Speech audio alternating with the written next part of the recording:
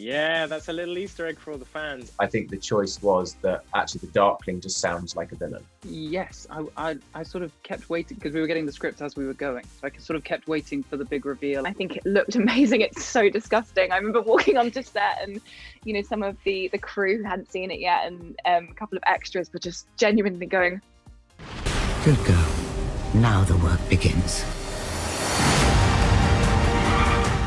Jessie, your performance as Alina was absolutely phenomenal, but I feel like one of the biggest changes in the book was the stag's collar. It was so much more gruesome and vicious than the pretty necklace I was imagining in the books. What was your reaction to that change? Oh, I was so excited. And they told me this in like the first week we got to Budapest, and you know, they had kind of a couple of drawings and things to show me, and I just felt it added so much, especially given the fact, you know, the scene where we see it happening is horrible. It's really horrible. You know, she's completely, you know, Ivan slows her heart rate, so she's not even really conscious, and she's completely like her body is taken advantage of in that moment, and it felt really raw and really horrible. And I think it adds so much to Alina and Kirigan's characters and their relationship. You know, there's kind of nothing will ever be the same for them after that. And I think it was a really smart choice because it's so invasive and it's so horrifying for her. It gave me a lot to work with, basically, and I think it looked amazing. It's so disgusting. I remember walking onto set and, you know, some of the crew who hadn't seen it yet and a couple of extras were just genuinely going, I came over and it really did look horrible. So I think it was just, yeah, such a good choice. Although I didn't like wearing it, but I was gonna say, I imagine the makeup process for that is quite strenuous. it took some time, but I mostly just fell asleep, so it was all good. Wait, I don't understand.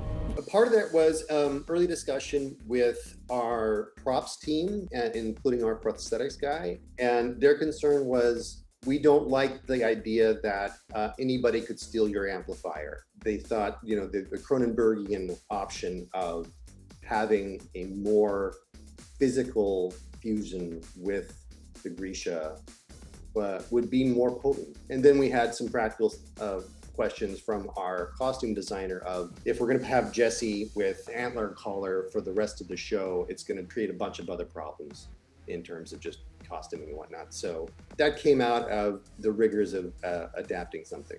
It looks I so loved cool. Yeah, did you like it, Leigh? Change. Yes, because that's the kind of thing that you know, I came up with, and in your head you're like, oh, and she can cover it with a scarf. But when you really get into the physicality of that, it's very different. And when I first saw that scene with the VFX of the Darkling putting that collar on her, it was so powerful and so horrifying, and it conveys the message of this, what is a very brutal and dominating act. And I thought it was just extraordinary. And I think it also speaks to things that happen later in the book series when you find out where the idea of amplifiers came from.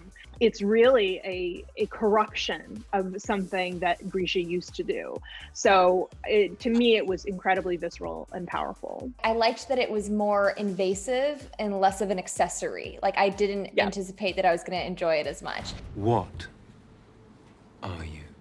Leigh, when I was reading your books, I kept hearing, of course, the characters talk so flippantly about the Darkling. We hear that term so often, but in the series, it's almost like an insult that's whispered amongst people. We don't hear the term Darkling very often. What are your thoughts on that and focusing on Kirigan rather than the Darkling?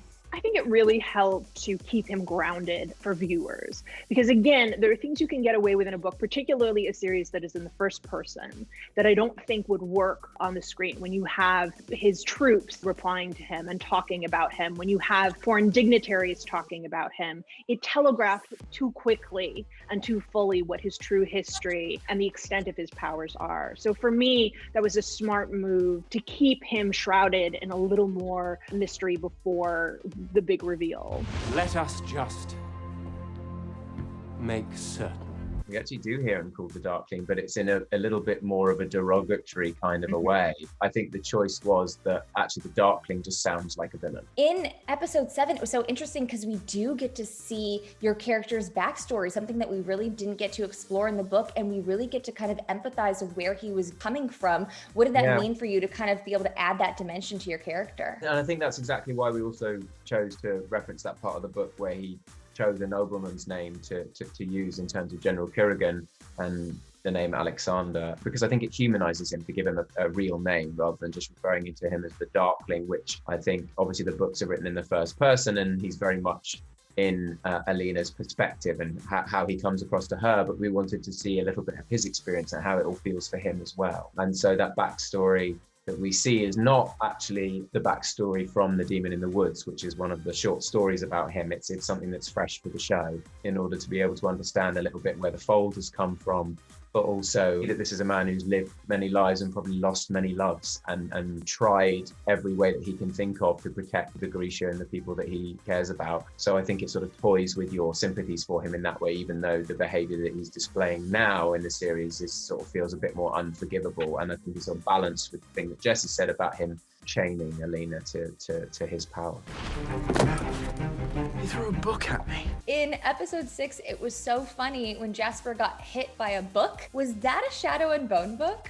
Yeah, that's a little Easter egg for all the fans. And apparently Leigh Bardugo said that was her favorite moment because we did a read through and she laughed out loud just at the reading of the scene, because the only line in the scene is hello and then he hit me with a book. She loved the idea of these two characters meeting who don't meet beforehand. That book was a copy of Shadow and Bone, the first book, in Ravkan, and every page was the whole book in Ravkan. It's this legend prop.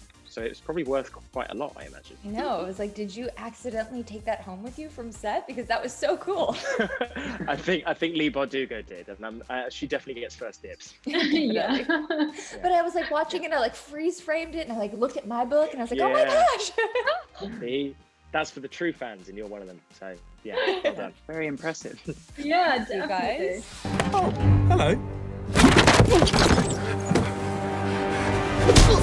That is my favorite scene in the whole series. Leigh, do you have the book? I do, actually. I do, in fact, have that book. They asked me, would you like something? Would you like something? And I was like, I know exactly what I want. And in fact, I had suggested that be the book. So I absolutely adore it. I love the moment. And it really reminds me of that gif of Melissa McCarthy just pegging somebody with the book, read the book. We can let this one go, Cass. Sounds like a trap, anyway. A trap would sound easy.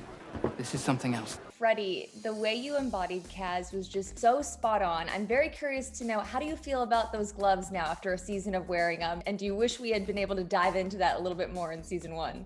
Thank you very much, firstly. Yeah, I sort of kept waiting because we were getting the script as we were going. So I sort of kept waiting for the big reveal as to, or just like a little tease as to why he needs the gloves or why he feels like he, can never take them off. So yes, I hope that we get to find out a little bit more about that. Initially, I didn't love them. The guys will know that I found it really difficult to do anything with them on initially. Yeah. Meant to be this sort of master of sleight of hand and magic, but not quite. But by the end, they'd softened up really beautifully and kind of, they fit like a glove by the end.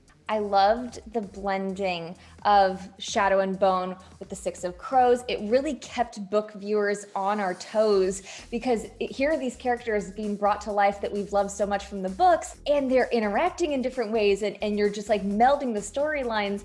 How did you guys even start that fusion process? Like, was it a long process, Eric? Well, it started with the key concept, like that idea of what if the Crows heist, their job in the first season is to kidnap Alina. And I offered that on a phone call that I knew that question would either get me pre-fired or they'd go all in. And, I believe Leigh and the others sort of gasped after I gave that. I didn't know if it was a good or a bad gasp until they said— It was a good gasp.